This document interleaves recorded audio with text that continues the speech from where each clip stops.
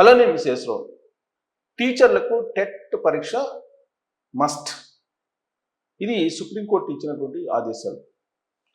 అందుకే ఆంధ్రప్రదేశ్ ప్రభుత్వం టీచర్లకు పదోన్నతులు కల్పించాలి అని అంటే ఆ పదోన్నతుల కోసం టెట్ పరీక్ష రాశారా లేదా, ఆ టెట్ పరీక్షలో ఎన్ని మార్కులు వచ్చాయి అనే దాని మీద డిఈఓల నుంచి విద్యాశాఖ వివరాలను కోరింది.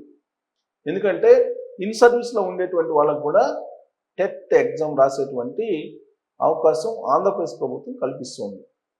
ఇన్ సర్వీస్లో ఉన్నటువంటి వాళ్ళకు కూడా.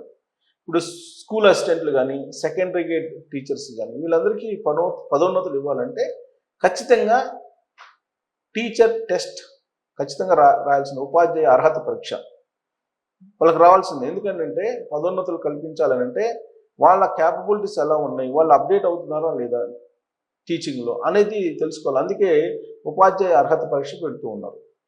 సాధారణంగా అన్ని దేశాల్లో ఎంబీబీఎస్ చదివినటువంటి వాళ్ళకి ప్రాక్టీస్ చేయాలంటే కనుక ఎగ్జామ్ ఉంటుంది, ఒక భారతదేశంలో తప్ప. అలానే టీచర్స్కి కూడా పదోన్నతులు కల్పించాలన్నా లేదంటే అప్డేట్స్ అయ్యారా లేదన్నా తెలుసుకోవాలన్నా టెట్ అనేది అవసరం అని చెప్పి సుప్రీంకోర్టు చెప్పింది. సుప్రీంకోర్టు నామ్స్ ప్రకారం ఇప్పుడు ఆంధ్రప్రదేశ్ ప్రభుత్వం ఆ టెట్ ఉందా లేదా వివరాలు ఇవ్వమని చెప్పి డిఈఓలకి ఆదేశాలు జారీ చేసింది విద్యాశాఖ. ఈ సెకండరీ గ్రేడ్ టీచర్లు కానీ, స్కూల్ అసిస్టెంట్లు సీనియారిటీ జాబితాలో వాళ్ళ టెట్ లేదా ఏపీ సెట్, సీస్ టెట్లలో అర్హత సాధించారా లేదా, ఏపీ టెట్లో ఏ పేపర్లో అర్హత సాధించారు, పేపర్ 2లో అర్హత సాధించి ఉంటే సబ్జెక్టు ఏంటి, మాధ్యమం ఏంటి, అంటే ఇంగ్లీష్ మీడియమా తెలుగు మీడియమా అనేది మాధ్యమం వివరాలను సీనియారిటీ జాబితాలో చేర్చాలని చెప్పి ఆదేశించింది విద్యాశాఖ.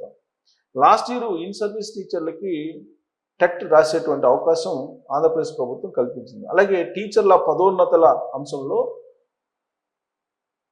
ఎన్సిటిఈ నిబంధనలను ప్రస్తావించింది.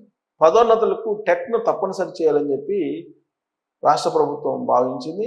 ఆ మేరకు డిఈఓల నుంచి వివరాలను సేకరిస్తుంది. వాటిని బట్టి ప్రమోషన్స్ ఉండేటువంటి అవకాశం ఉంది టీచర్స్కి రాబోయేటువంటి రోజుల్లో. సో దీని మీద మీరు కామెంట్ చేయొచ్చు.